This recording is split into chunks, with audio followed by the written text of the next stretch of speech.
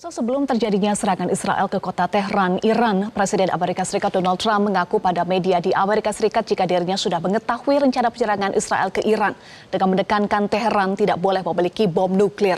Benarkah Presiden Trump jadi biang serangan Israel ke Iran? Untuk pembahasnya sudah bergabung bersama kami Guru Besar Hukum Internasional Universitas Indonesia Hikmahanto Juwana. Selamat sore Prof. Hik. Selamat sore Eva. Iya, Prof. Hik.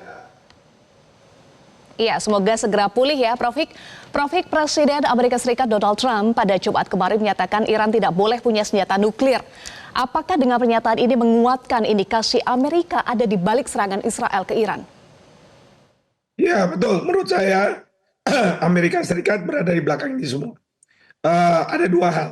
Pertama adalah Presiden Trump pada waktu mau menjadi presiden, dia mengatakan bahwa pokoknya kalau nanti dia jadi presiden, Iran akan diserang kalau Gaza tidak selesai.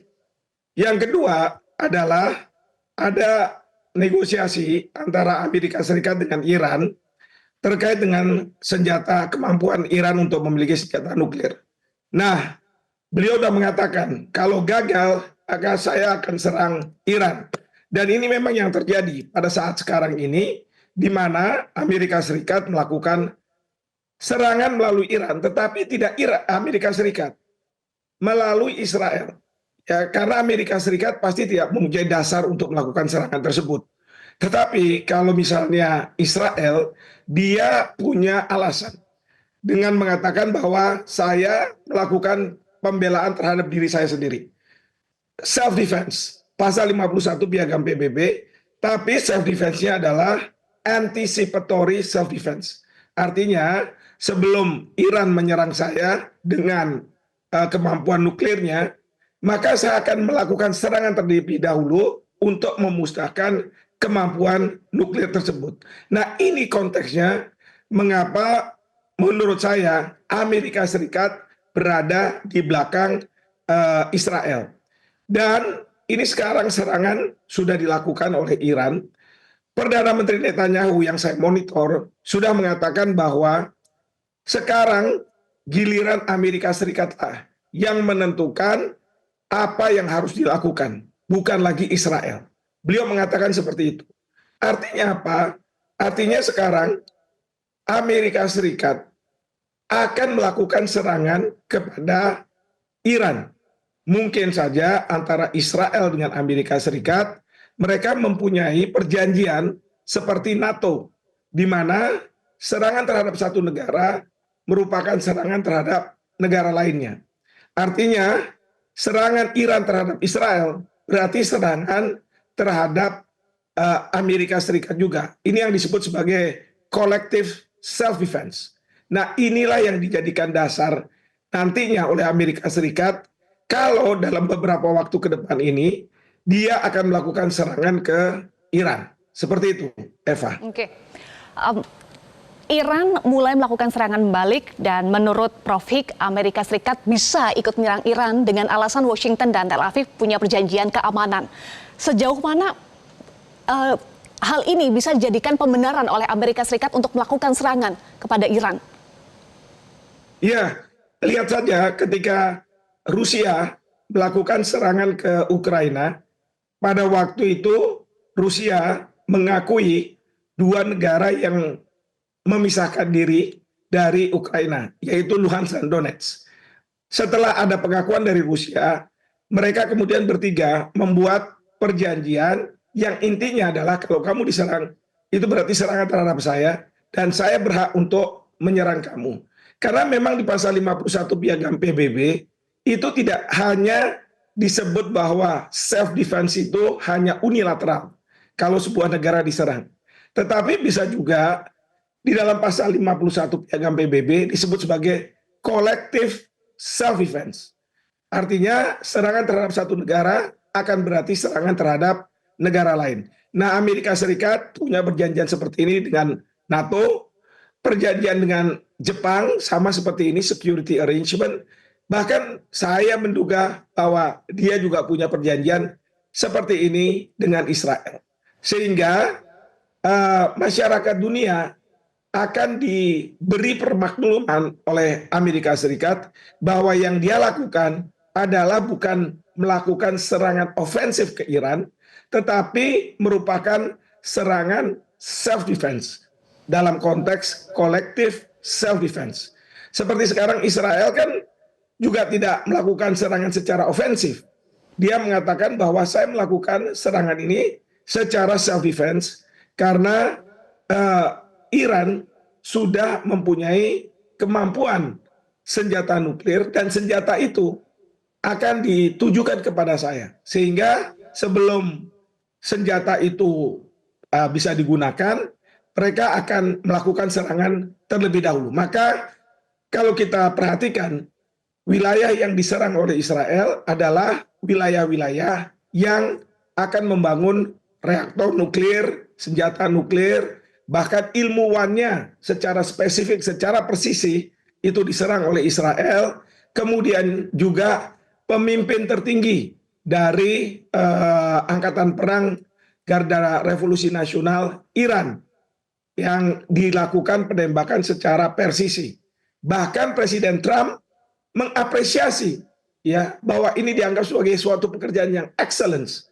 Dan kemudian Presiden Trump mengatakan bahwa kita sekarang bisa bernegosiasi dengan Iran karena pemimpin yang katakanlah sulit untuk bernegosiasi sekarang sudah meninggal. Itu yang disampaikan oleh Presiden Trump. Jadi kita harus pahami seperti itu, dan ini semua adalah pemikiran dari Trump untuk benar-benar melumpuhkan Iran, sehingga Iran tidak lagi pertama menyerang Israel, kedua melalui proksinya Hamas, kemudian Houthi, dan kemudian Hezbollah melakukan serangan ke Israel. Nah, yang perlu kita pahami dan sadari adalah hari Kamis sebelum ada serangan Israel ke Iran, Bapak Presiden kita, Presiden Prabowo menerima telepon dari Donald Trump. Nah, saya senang ada telepon antar kedua pemimpin itu. Tetapi yang harus kita waspadai adalah jangan-jangan Presiden Trump ingin melumpuhkan, menaklukkan Indonesia untuk tidak bersuara keras. Nah, ini yang perlu diwaspadai. Jadi, kalau menurut saya, Bapak Presiden boleh berbicara dengan Presiden Trump secara informal, saling menghargai.